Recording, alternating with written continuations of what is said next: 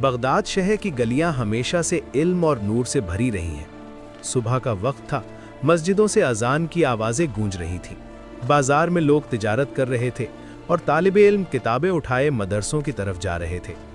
इसी बगदाद में एक गरीब मगर नेक दिल लड़का रहता था। उसका नाम हारिस था। हारिस का दिल बहुत साफ था और वो हर वक्त अल्लाह को याद करता रहता।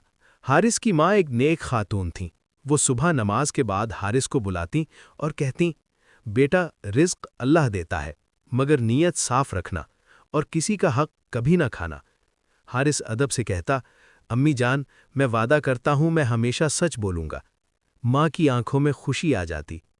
हारिस का सबसे बड़ा ख्वाब था कि वो बगदाद के मशहूर मदरसे में पढ़कर बड़ा आलिम बने, मगर मसला ये था कि उसके पास किताबें खरीदने के पैसे नहीं थे। वो अक्सर मदरसे के बाहर खड़ा होकर अंदर पढ़ने वालों को देखता और दिल में दुआ करता, या अल्लाह, मुझे भी इल्म अता फरमा। हारिस अपने घर का खर्च चलाने के लिए बगदाद के बाजार में काम करता था। वो एक खजूर फरोश की दुकान पर खजूरें साफ करता, वज़न करता और ग्राहकों को देता। दुकानदार का नाम अब्दुर्रहमान था। अब्दुर्रहमान सख्त मिजाज था, मगर इंसाफ पसंद था। एक दिन बाजार में एक बूढ़ा मुसाफिर आया।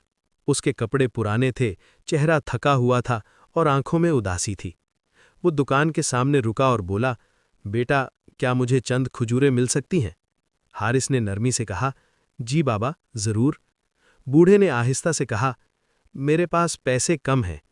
हारिस को बूढ़े पर तरस आ गया। उसने कुछ खजूरें थैली में डालीं और मुसाफिर को दे दीं।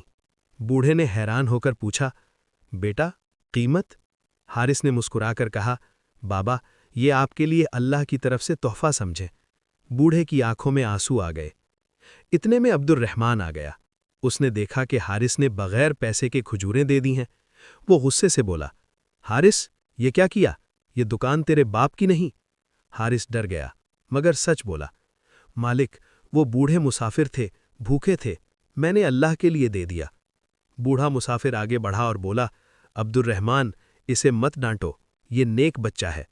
फिर उसने आसमान की तरफ हाथ उठाए और दुआ दी, या अल्लाह, इस लड़के को इल्म और इज्जत अता फरमा और इसके रिज़्क में बरकत दे। अब्दुर्रहमान खामोश हो गया।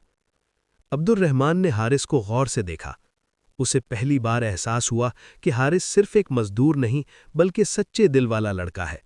उसने आहिस्ता से कहा, ठीक है हारिस, मगर दोबारा बगैर पूछे कुछ न देना। हारिस ने सर झुकाकर कहा, जी मालिक। उसी रात हारिस अपने घर आया। माँ ने पूछा, बेटा, आज क्यों उदास हो? हारिस ने सारी बात बता दी। माँ ने प्यार से कहा,